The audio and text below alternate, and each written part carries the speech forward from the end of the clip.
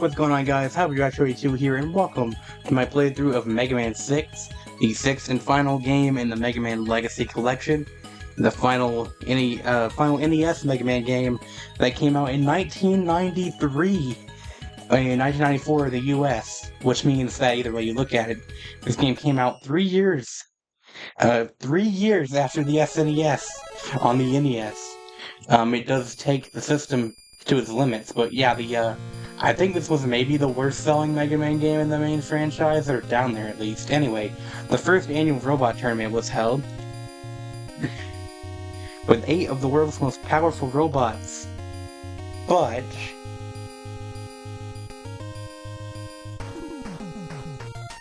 Mr. X, the sponsor of the tournament, took control of the robots and began to take over the world. Mr. X, why? It's time to tell you the truth. I have been manipulating that fool, Dr. Wily, from the beginning. But now I no longer need Dr. Wily's help. Come and face my power, Mega Man. We'll stop you. Follow me, Rush. And there you go, Mega Man 6. I will say, this game's, the music's not bad, but it's kind of forgettable compared to the other games. Kind of the case for the game as a whole. Fun while you're doing it, but doesn't really stick out to me. But yeah, 1993 on an NES.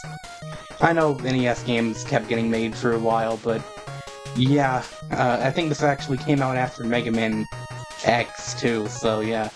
Or like, right, very, very close to the release of X, I don't know. Anyway, enough rambling. We're gonna get started with Flame Man. Now we have all this random information that you don't get enough time to read. And you'll see this takes place in the oil field. They're also meant to be from different parts of the world. I don't really know specifically, but obviously this is meant to be like Middle Eastern. But you got this oil here, which doesn't damage you, but it limits your jumping. So yeah, last NES Mega Man game. If you are tuning in for this one specifically, make sure to check out the first 5 as well. Don't know what I'll be doing after this yet, I'll talk about it when we finish it up. We still gotta beat it. So these guys will turn the oil bits into fire, and not only fire, but insta-kill fire. Like, if it was just damage, it would be one thing, but why is it insta-kill, man? That's hilarious. Anyway, these guys are quite annoying. They can only be killed with a charge shot. Though they do look kind of amusing when they fall back like that. This part of the song is pretty good. But also we have some new abilities that I could show off here. Actually we don't have them yet, never mind. I thought you started with them, but you don't. There's nothing down here, right? Yeah, okay. The joys of rewind.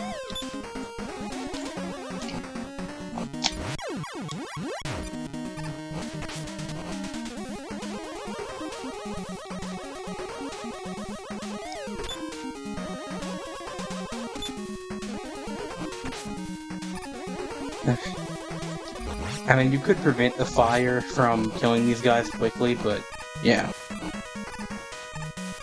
Pretty neat level, though. Luckily, those danger barrels don't do anything, or we'd be in for a rough time.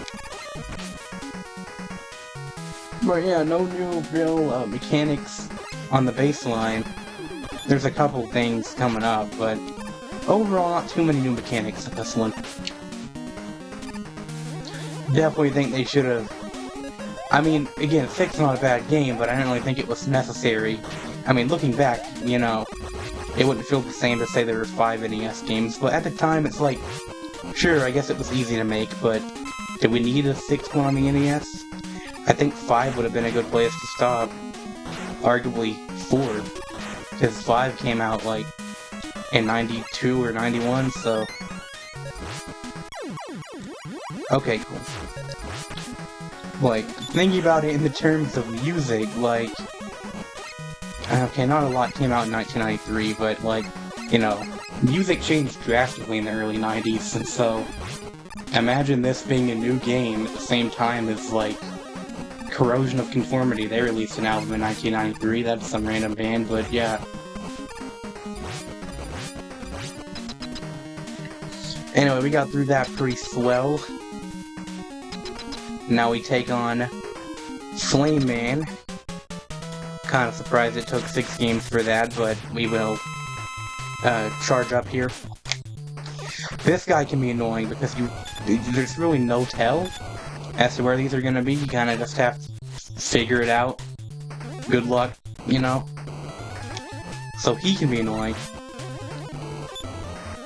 And they freaking block your attack too. But one thing I do like about the Robot Masters in this game is that they were specifically, instead of the typical lore of like, oh, they were meant to like do this thing. No, these were actually designed to be very strong fighting robots for a tournament. But then this Dr. X guy took him over, and yeah, this guy looks a lot like Dr. Wily. Oh, he was actually controlling Dr. Wily the past 5 games? Yeah, seems legit. Especially after the last 2 games in a row had a fake-out villain. So, I wonder if there could be a 3rd fake-out villain, but I've already said too much. Obviously, the story is not at all the main focus of these games, and the story gets a little bit deeper in future games, but, like, it's still not really the main focus. If you want a more deeper story, they kind of cover that Mega Man X a little bit. I've not played all those, but I'm pretty sure they do.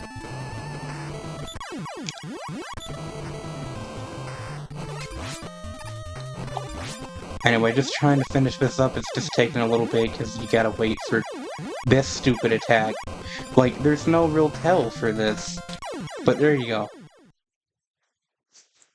I've been through worse, so there's that done.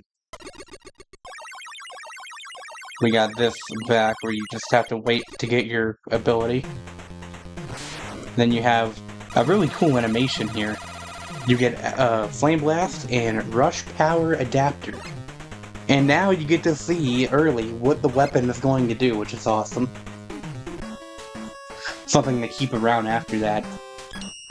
So next is going to be Blizzard Man. Makes sense. He doesn't really look threatening, he's just a skier, but, you know. Frozen Island. More good music. Again, everything about this game is good, I just don't remember it as much as the stuff that came before it, I guess because it's, you know, game number 6 of essentially the same thing. Man, at least, you know, they went back to this style with 9 and 10, but those came out way later, so... And we're kind of meant to be throwbacks instead of what was normal at the time.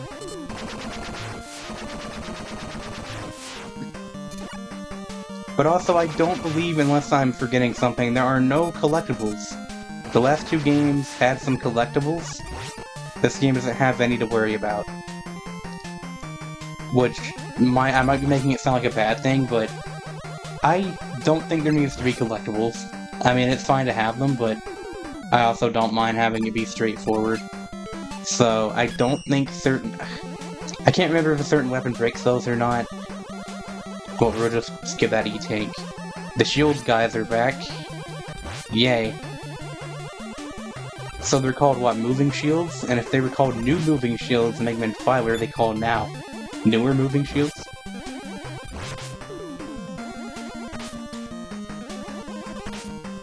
Anyway, I'll just tank the damage. We got this cool-looking guy who's actually quite difficult because he's got these really relentless missiles plus ice cubes. I don't really think we needed both, but okay. It's like, it's one of the cases where, you know, one attack on its own wouldn't be that bad, but it's the combination of both. And also, I see that extra life. I'm hoping this isn't a continuation of the last game, where we get a whole bunch of lives. Anyway, let's try this. This is the replacement for Rush in this game. There is no Rush Coil. Instead, we get Power Mega Man. And I don't use this a lot, but looking back, I think I should have used it more. I mean, I would think you can actually push back certain projectiles with it. But yeah, it is sort of a melee attack, and you know what? We'll skip that guy. It is a short-range melee attack that is quite powerful, and it can also break certain things. So yeah, I don't like using it in combat, I prefer shots, but it can be fun. And you still get a little bit of range with it.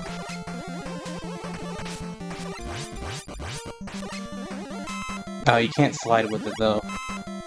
But you can charge it. So yeah, no rush coil. But it isn't really needed. Especially with what Rush Jet turned into in this game. We'll get that soon enough. But yeah, you can, with this, break this down here. And get the items that are down there when we can get to it. Thank you very much.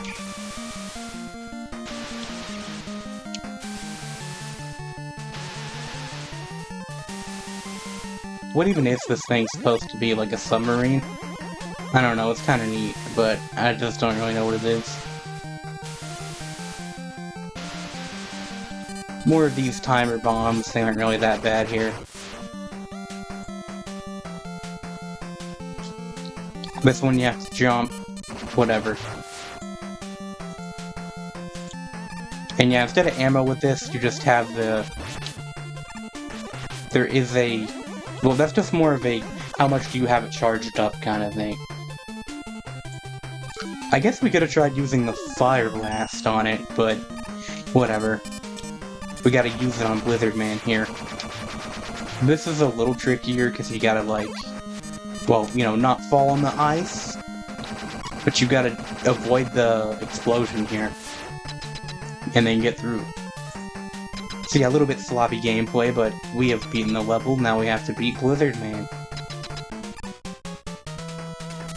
Also, one thing I don't really like is how the boss just kind of appear from nowhere like that.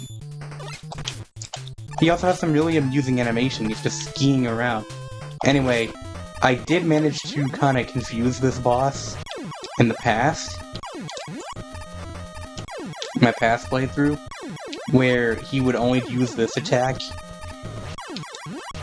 Which I cannot figure out. Oh, you just jump straight. Okay.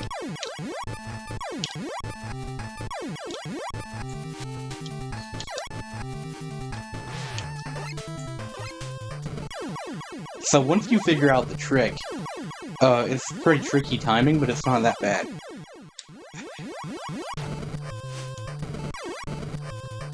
Also, don't really care for the boss being in this game, to be honest. It's at least got a little bit of stuff going on, but yeah, I remember doing a fight where literally it was just, he just kept using that one attack and not the snowflakes. Yeah, Fire Blast is pretty basic, it stays in one spot a little bit after it hits the ground, so it has an arc. But it's not that hard to damage with. But there you go. Blizzard Man's defeated, the first two bosses of Mega Man 6 are down, and we're gonna get his weapon now.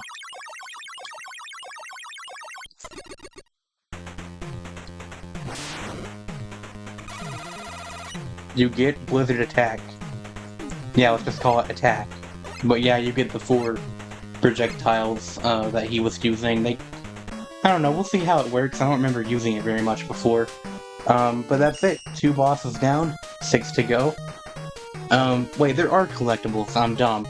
So basically, if you see a Mega Man icon on the level, that means you've gotten everything out of it. I think. I don't know. I'll have to look this up again, but yeah, that's it for this part of Mega Man 6. Next time we take on Plant Man and Tomahawk Man. Thank you guys so much for watching. Hopefully I'll see you around. Hyperdrive 22 out.